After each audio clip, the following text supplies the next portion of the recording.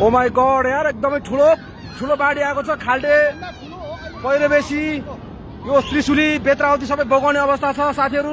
यो टाढो जो जो नजिक हुनुहुन्छ सबै भाग्नु होला कृपया। यो ठुलो बाढी यो ड्याम 3A को ड्याम चाहिँ नि पड्केर यो चाहिँ नि यो बाढी ठुलो बाढी आएको छ। अहिलेसम्मको भीषण बाढी त्रिशुली खोलाको सबैभन्दा भीषण बाढी आजसम्मको इतिहासकै सबैभन्दा भीषण बाढी आएको छ। कृपया सबैजना भागिदिनु होला। एकदमै दुःख लाग्दो घटना भएको छ। ल यो एकदमै ठुलो बाढी आएको छ। यो बेत्रावती त्रिशुली यो वरपर रहेको यो सबै बासिन्दाहरू जो जो हुनुहुन्छ सबै भागिदिनु होला। पूर्व जानकारी सबैले यो भिडियो सेयर गरिदिनु होला कृपया। यो अर्जेन्ट छ, एकदमै अर्जेन्ट छ। यो अर्जेन्टको लागि चाहिँ यो इन्फर्मेसन सबैले सेयर गरिदिनु होला। भर्खरै सुरु भएको छ यो बाढी।